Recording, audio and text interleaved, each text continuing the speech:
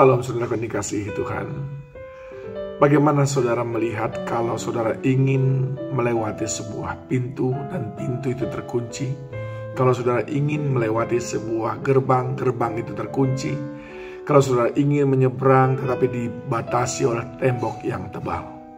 Maka banyak di antara kita akan berkata, ini tidak bisa kita tembus karena semuanya akses tertutup. Semuanya celah, tidak bisa dilewati. Hal yang sama pernah dialami oleh Yosua bersama dengan bangsa Israel tatkala mereka tiba di Yeriko. Yosua 6 ayat 1 berkata, dalam pada itu Yeriko telah menutup pintu gerbangnya. Telah tertutup kota itu karena orang Israel. Tidak ada orang keluar atau masuk. Saudara yang dikasihi Tuhan. Lalu apakah Yosua putus asa? Perhatikan ayat berikutnya. Berfirmanlah Tuhan kepada Yosua, ketahuilah, aku serahkan ke tanganmu Yeriko ini, beserta rajanya dan pahlawan-pahlawannya yang gagah perkasa. Haruslah kamu mengelilingi kota ini, yakni semua prajurit harus mengendarai kota ini, mengedari kota ini. Kota itu sekali saja, demikianlah harus engkau perbuat 6 hari lamanya. Dan 7 orang imam harus membawa 7 sangkakala tanduk domba di depan tabut. Tapi pada hari yang ke-7, 7 kali kamu harus mengelilingi kota itu, sedang para imam meniup sangkakala. Saudaraku yang dikasihi Tuhan, kalau kita cermati dengan baik di sini, ada satu ayat yang sebetulnya bisa dikatakan ayat yang cukup membingungkan. Karena satu ayat ini mengandung sebuah keadaan bahwa itu semuanya ada di dalam kendali Tuhan, tetapi ada bagian yang harus kita kerjakan untuk Tuhan melakukan apa yang sebetulnya ada dalam kendali Dia. Maka dari kisah ini kita tahu bahwa pintu gerbang yang tertutup itu, tembok yang tebal itu, ketika Yosua melakukan persis seperti apa yang dikatakan oleh Tuhan, maka kita tahu sisa daripada cerita itu bahwa tembok itu roboh. Apa yang ingin saya mau sampaikan kepada saudara? 3 hal. Yang pertama adalah bagi orang percaya tidak ada jalan buntu, sebab Tuhan pegang kendali atas semua keadaan kita. Mata jasmani kita mungkin melihat itu sudah buntu. Mata jasmani kita, akal pikiran kita mungkin berkata sudah tidak ada harapan. Sudah 18 hari di ICU, tidak ada kemungkinan untuk sembuh, dan seterusnya.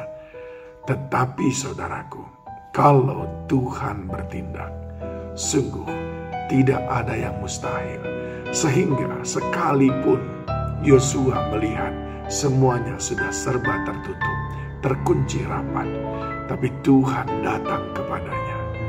Aku akan serahkan ke tanganmu Yeriko ini beserta rajanya.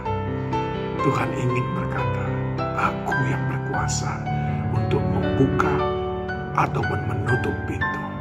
Dan kalau aku membuka, tidak ada satupun yang bisa menutupnya.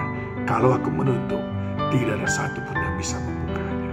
Ingat, tidak ada yang mustahil bagi orang percaya. Yang kedua, saudaraku, ketaatan adalah kunci untuk menerima pertolongan Tuhan. Ketaatan adalah kunci untuk menerima mukjizat Tuhan. Para murid sudah semalam-malaman menjala ikan, lalu tidak dapat apa-apa. Mereka adalah orang-orang yang ahli menangkap ikan, karena hari-hari mereka adalah sebagai nelayan. Mereka sangat kenal Danau Galilea, karena dari kecil mereka ada di sana. Soal pengalaman jangan ditanya. Tapi ketika Tuhan Yesus menyuruhnya, maka murid-murid berkata, karena engkau menyuruhnya, akan aku lakukan. Kadang-kadang kita berpikir, aku yang lahir di sini ngerti banget, udah ku jala tadi di sini, memang gak ada ikannya. Tapi kalau kita taat, maka kita akan mengalami pertolongan Tuhan. Jadi ingat saudaraku, yang pertama, percaya bahwa bagi orang percaya tidak ada yang mustahil. Yang kedua, ketaatan adalah kunci mendatangkan mukjizat. Yosua melakukan semua seperti yang Tuhan perintahkan. Tuhan berkata, kamu kelilingi kota itu hari pertama sampai dengan hari ke-6. Cukup sekali. Tapi hari ke-7, kamu harus kelilingi 7 kali. Yosua lakukan persis seperti yang Tuhan katakan. Dan yang ketiga, saudaraku, tembok itu roboh.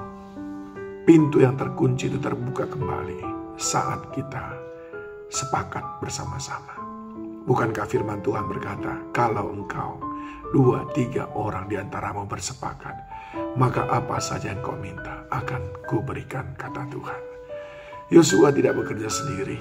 Para imam bersama-sama dengan dia, digerakkannya semuanya. Sehati mereka melakukan seperti yang Tuhan perintahkan. 3 hal untuk membuka kembali pintu yang terkunci, untuk merobohkan tembok-tembok saudara. Yang pertama adalah percaya. Tidak ada yang mustahil bagi Tuhan, tidak ada yang mustahil bagi orang percaya. Yang kedua adalah taat saja, sekalipun saudara tidak mengerti.